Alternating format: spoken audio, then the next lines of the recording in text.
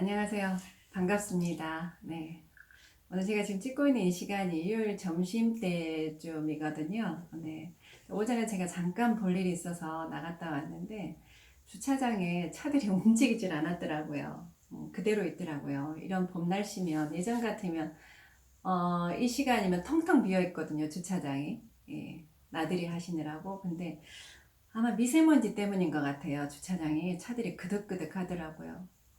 근데 마음이 아팠어요. 특히나 이제 꼬맹이들이 있는 집 부모님들은 얼마나 답답들 하실까. 아이들이 답답해 할 거니까. 놀이터에도, 심지어 놀이터에도 못 나가게 할 거니까. 그래서 가슴이 되게 아팠는데, 그러다 보면 집에 있을 때 또 소화도 잘 안 되실 것 같아요. 오늘 같은 날은. 그래서 제가 오늘은 주제를요, 소화와 혈액순환에 대해서 말씀을 드려보려고 합니다. 우리 체하면, 어때요? 되게 어지럽고 창백해지고 막 손발도 차가워지고 막 음식도 가물가물해지고 그렇잖아요. 이제 그런 그 혈액순환이 안 되잖아요. 체하면 이제 그 이유에 대해서 한번 설명을 드리려고 합니다. 우리 혈액순환이라는 말을 정말 많이 해요. 그죠? 혈액순환이 우리 혈액순환 하면 심장을 통해서 이 모든 혈관에 이렇게 피를 돌리는 걸 혈액순환이라고 그러잖아요. 그러면 우리가 심장은 크기가 자기 주먹만 해요. 되게 작죠. 제가 어렸을 때는 이 심장이 영화 같은 데 보면 되게 크게 나오잖아요, 화면에. 그래서 정말 큰 줄 알았는데 너무 작은 거예요. 실제로 알고 봤더니. 그래서 제가 조금 놀랐었거든요. 근데 그와 반면에 혈관은 제가 그렇게 긴 줄을 몰랐어요. 혈관은 무려 몸이 작은 사람들인 경우는 12만 킬로미터, 몸이 큰 사람들은 심지어 뭐 서양인 같은 경우는 15만 킬로미터 정도까지 길이가 나온다 그래요. 상상이 안 되시죠? 지구 두 바퀴 반의 길입니다. 12만 킬로미터만 해도. 지구 두 바퀴 반에서 세 바퀴 정도의 길이에요. 그러면 자기 심장이 요만한데, 그런 우리가 상상조차 할 수 없는 그런 혈관의 길이를 과연 피를 다 돌릴 수 있을까? 라는 생각이 드시죠? 음, 돌릴 수가 없습니다. 돌릴 수가 없어요. 그건 정말 불가능해요. 아무리 심장이 기능이 좋아도요, 그건 할 수가 없잖아요. 우리가 상식적으로 생각해도요. 그래서 우리 몸에는요, 또 하나의 심장들이, 제2, 제3의 심장들이 바로 존재를 합니다. 그 중에서도 가장 중요한 또 하나의 제2의 심장이라고 불리는 것이 바로 위장관계입니다. 그러니까 우리가 쉽게 말하면 우리 몸은 이렇게 대사라는 걸 하잖아요. 대사라는 것은 이제 에너지를 만들고 에너지를 쓰는 거를 이제 대사라고 하는데, 그런 것들을 이제 할 때 우리가 조금 어려운 말로 하자면 화학적인 대사를 하는 장기가 있고 주로 물리적인 대사를 하는 장기가 있어요. 그러니까 예를 들면 간 같은 경우는요. 간은 우리가 외관상으로 이렇게 봤을 때 살아 있어도 움직이지 않잖아요.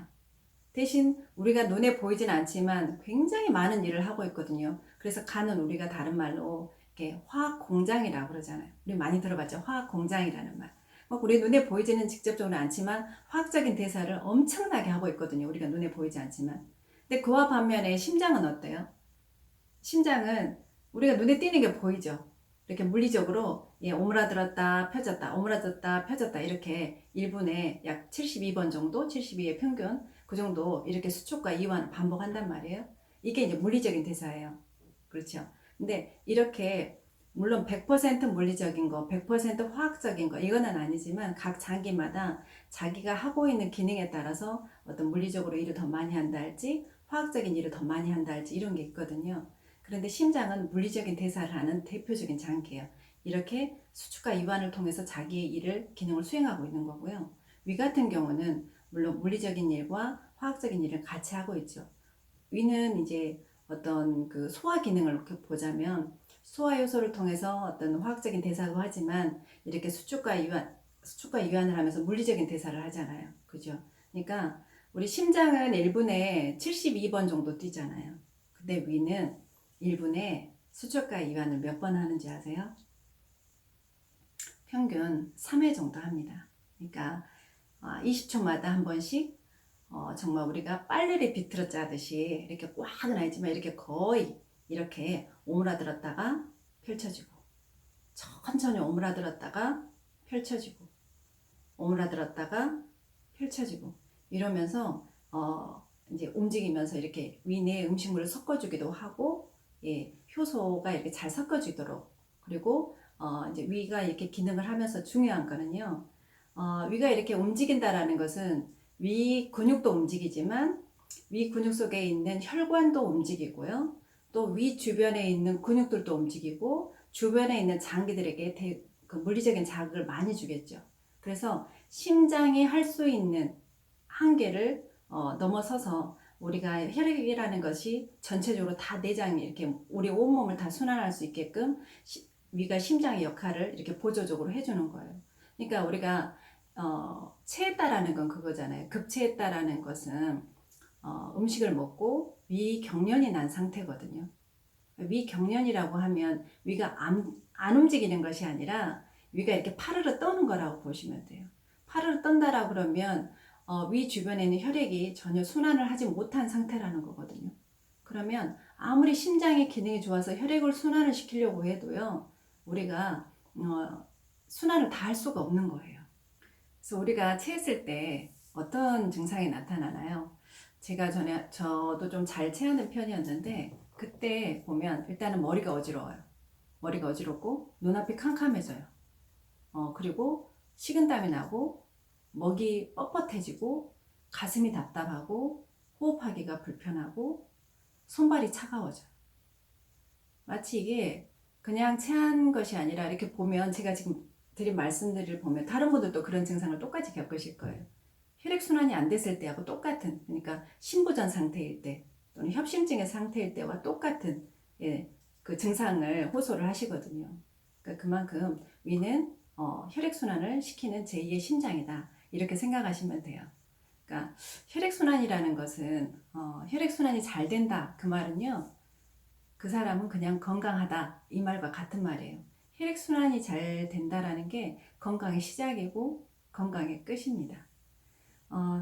약국에 오셔서 이렇게 물어보시는 분들이 어떤 걸 많이 물어보시냐면요. 소화제를 이제 자주 사 드시는 분들이 있잖아요. 소화가 안 되니까. 그래서 이렇게 상시 드시는 분들이 많은데, 나 이렇게 소화제 많이 먹어도 되냐? 소화제 많이 먹으면 위 기능이, 이렇게 소화제 내성이 생겨가지고 위 기능이 약해진다는데, 많이 먹어도 되냐? 이렇게 걱정들 하면서 사가시거든요. 근데 저는 항상 그분들한테 드리는 말씀이 소화효소제제는 많이 드시라고 말씀을 드려요. 아끼지 말고 많이 드셔라. 그러니까 그게 어떤 이유냐면요. 우리가 소화가 잘 돼야 된다는 게 제가 방금 앞에서 말씀드린 그 이유 때문이기도 해요. 그래서 소화효소제를 드셔서 일단은 소화가 잘 되게끔, 위 기능이 정상적으로 수행되게끔 도와주는 게 혈액순환을 시키는 길이기 때문에 소화효소제제를 아낌없이 드셔라라고 말씀을 드리고요. 두 번째는 뭐냐면, 우리가 나이가 들어간다라는 것은요, 많은 것을 잃어간다라는 거거든요. 근데 그 중에 하나가 중요한 효소를 잃어간다라는 것도 노화에 해당이 됩니다. 노화의 증상 중에 하나예요. 그러니까 물론 나이가 든다라는 거는 호르몬도 분비가 잘 안 된다라는 거, 그 다음에 몸에 좋은 유산균들도 많이 없어진다라는 거, 또 몸에 좋은 수분들도 많이 없어진다라는 거, 또 제일 중요한 게 몸 안에 효소가 없어진다라는 거예요. 효소의 분비량이 적어진다라는 거. 그럼 이 효소라 그러면 우리 대표적으로 소화효소가 있고 대사효소가 있어요. 근데 이 효소라 그러면 소화효소, 대사효소가 있는데 이게 근원이 같아요. 그러니까 우리가 보통 끝에 저희 때는 어렸을 때 배울 때 라제라 그랬죠. 말타제, 락타제, 예, 펩티다제 이랬는데 요즘은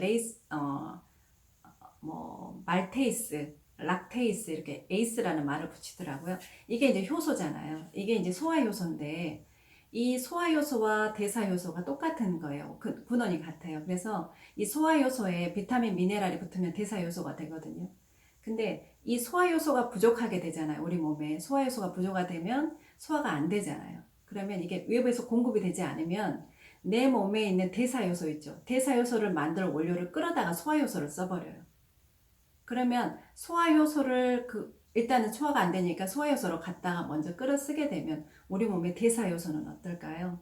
대사효소는 급격하게 줄어듭니다. 그나마도 나이가 들면서 생산이 되지 않는데 끌어다 써버리니까 소화가 안 되면 대사효소를 끌어다 써버리면 대사효소의 원료가 없기 때문에 대사효소가 그나마 더 안 만들어지는 거예요. 근데 대사효소가 안 만들어지면 어떤 일이 일어나나요? 예. 100% 우리 몸의 성인병이 시작이 됩니다.